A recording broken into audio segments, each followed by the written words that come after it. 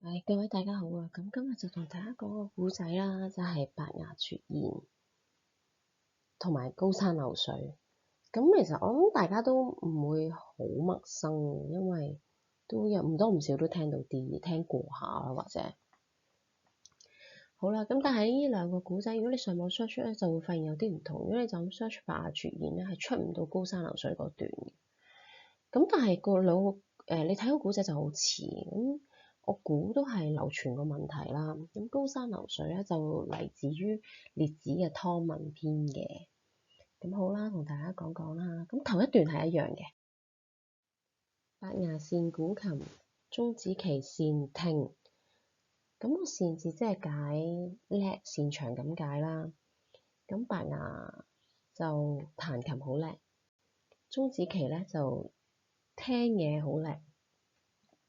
咁白牙係一個喺戰國時期一個琴藝好出色嘅琴師啦。咁鐘子期就係佢好朋友。咁白牙鼓琴，志在高山。咁白牙彈琴咧，咁個志咧即係諗起啦。諗起高山嘅時候咧，鐘子期曰：善哉，我係曰泰山。咁鐘子期就話咯喎，善哉。咁呢個善咧，又真係好咁解喎，即係好似啲和尚啊咁講啊，善哉善哉，真係好啦，真係好啦。我係曰泰山，咁佢就好似啲山勢好高峻啊，好浩大啊咁樣。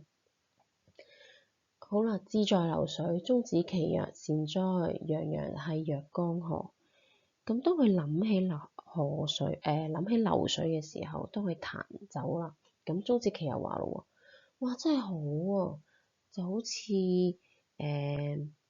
個水勢好浩大咁樣咯。我唔知大家點睇啦。咁呢段其實比較簡單。咁跟住就係白牙所念，鐘子期必得知。白牙諗起啲乜咧？鐘子期都知道嘅喎。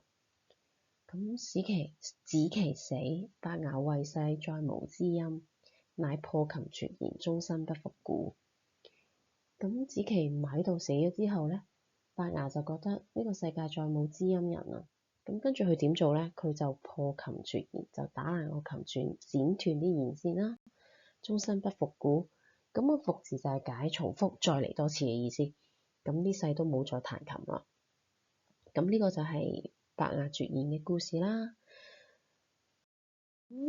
係頭先講啦，其實佢嗰個嚟自，即係個出處係其實同一個故仔嚟嘅。咁高山流水，我就覺得都同大家順便講講啦。咁其實只不過係中間再有多少少個佢哋兩個相知相遇嘅一個故仔咁樣咯。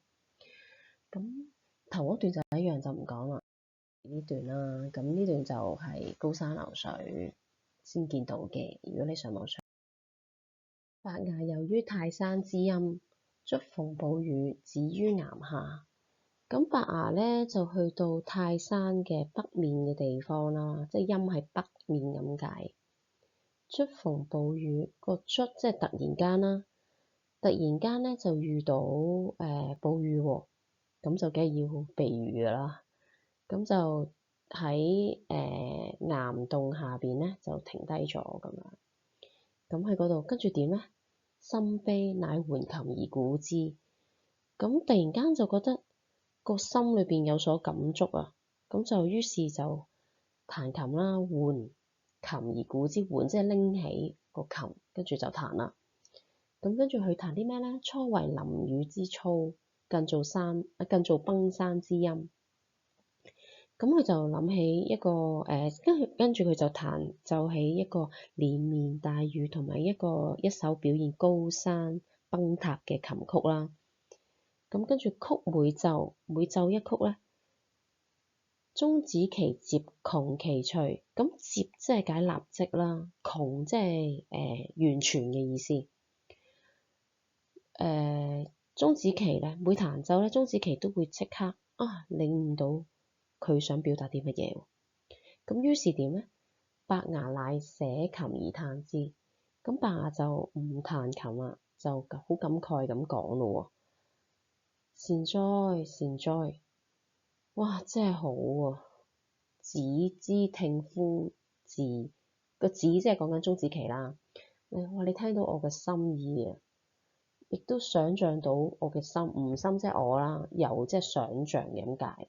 佢其實想像由即係，亦都想像到如同我嘅心一樣啊。咁跟住點咧？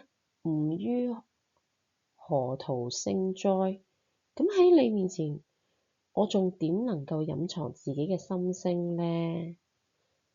就係咁啦。咁呢個就係佢兩個相知嘅故仔，係啦。咁而亦都令到即係伯牙都係認定鍾子期係佢嘅知。係啦，咁或者咧都同大家講講高山流水呢個成語嘅一啲造句啦。咁喺大家寫文嘅時候咧都可以豐富翻。